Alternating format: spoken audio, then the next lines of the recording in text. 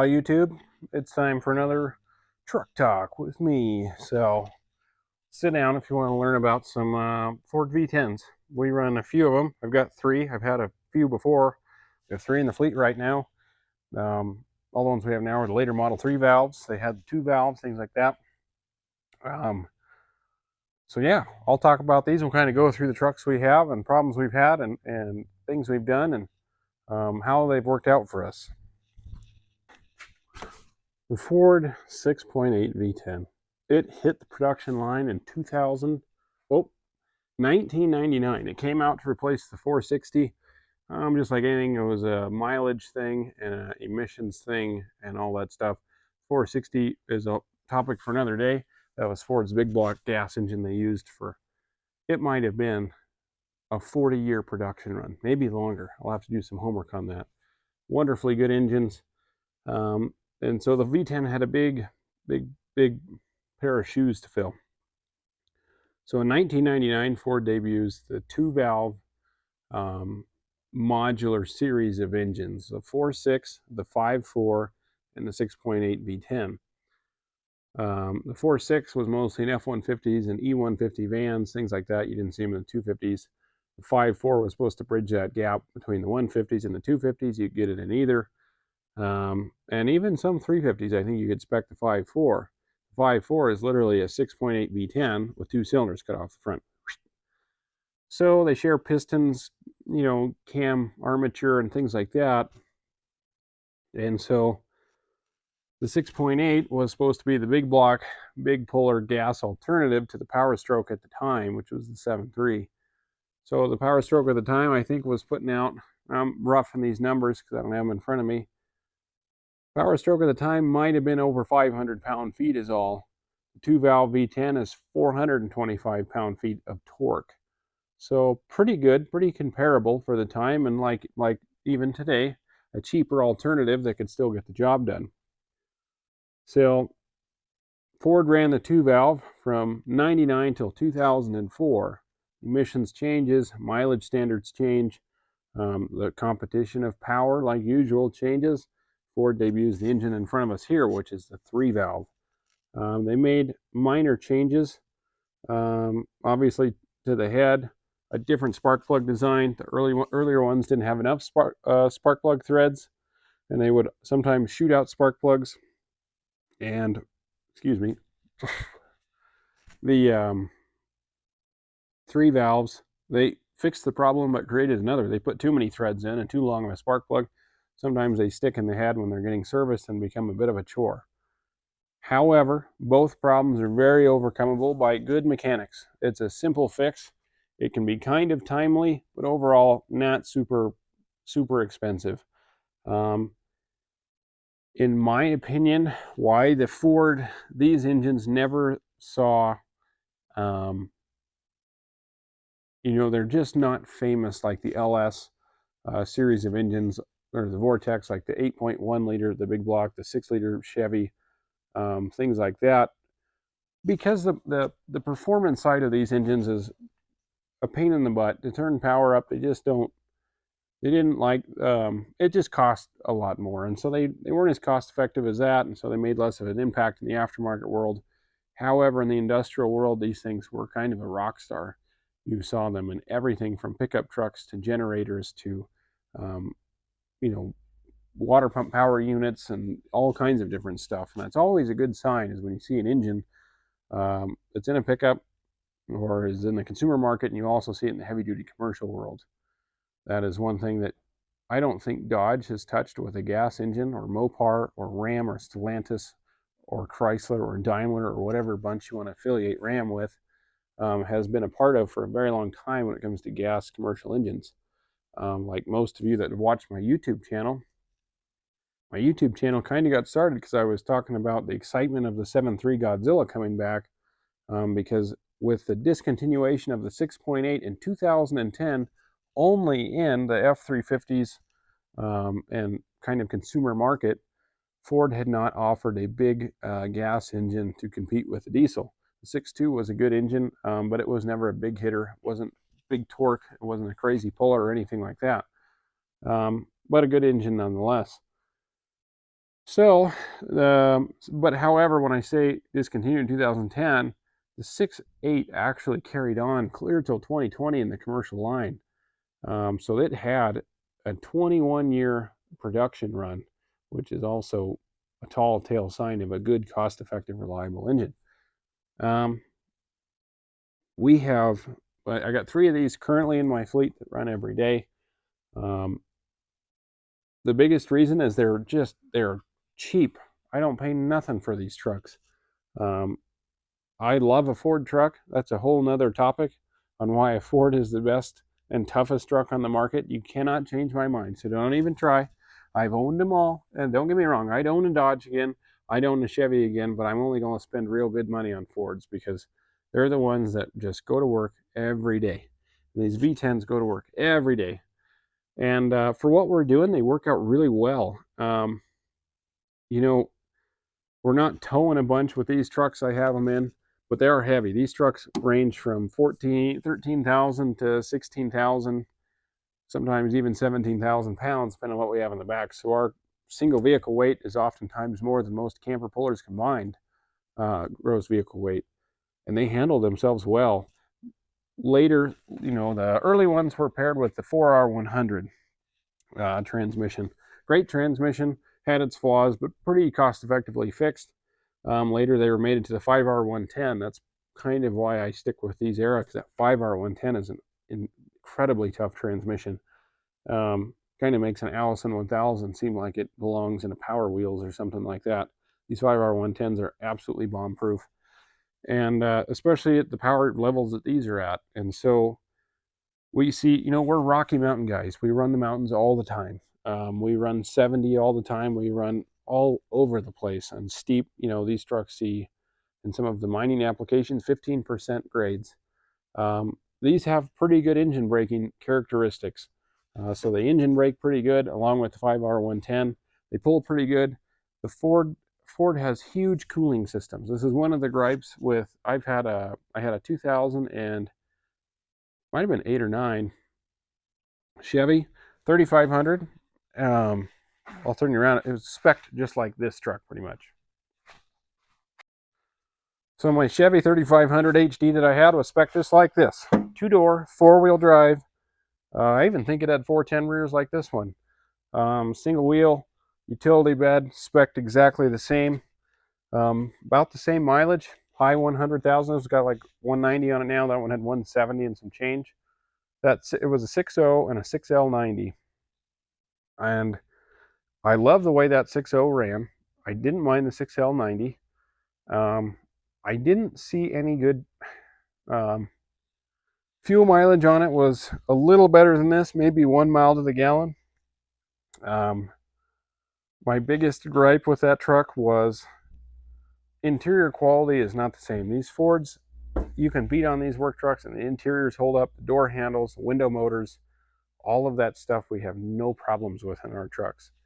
That truck had those problems, and my other big complaint with it was if it sat there idling on a summer day, if you had the air conditioning on or off, it didn't matter.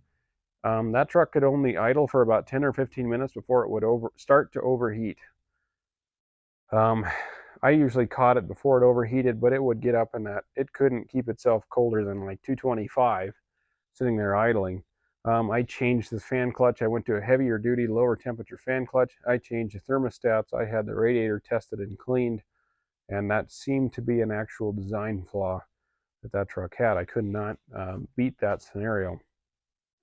However, I did like the truck. It rode really nice. One problem that I had with it was Chevy's undercarriage design, being an independent front axle, and not wanting to put a lift kit on because the bed's already high enough.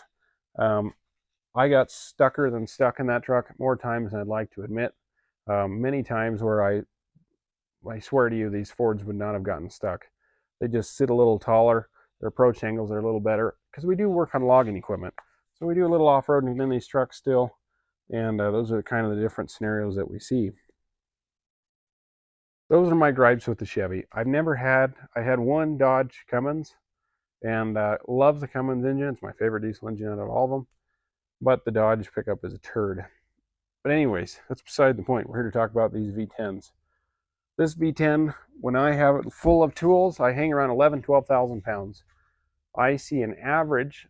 I can be hang pretty close on day-to-day highway driving, town driving, mountain driving, around 12 miles a gallon in this truck, which really isn't bad. And especially for the horsepower, this truck is the 365 horsepower and 420. I think it's 365 and 365 or 365 horse and 465 pound-feet.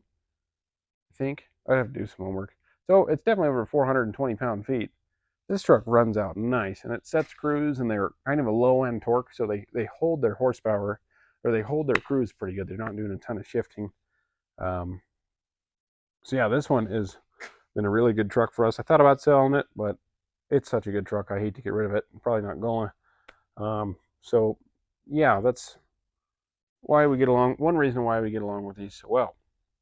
Now the 450s like this one here, I'll show you this one. Now, 450 platform. Ford, it's not even Ford, it's an EPA thing. They're detuned. So this one's 288 horse and 425 pound-feet of torque. Kind of dismal in a 450. However, it carries itself down the road at 75 miles an hour. Oh, they kind of hang around 8.5, 9 miles a gallon being this heavy, and 488 rear end gears. So they're singing pretty good down the highway. But my argument to that poor fuel mileage is no downtime ever, like ever. We don't do anything to these trucks. They run. There'll be weeks where these trucks run from 8 in the morning till 5 o'clock at night, all day, every day. And then being field service, we do a lot of emergency calls. And so I really do opt for the gas engine because there are days we do a lot of cold weather start issues with people and help them get stuff going. And if we're dealing with our own problems, we're not making money.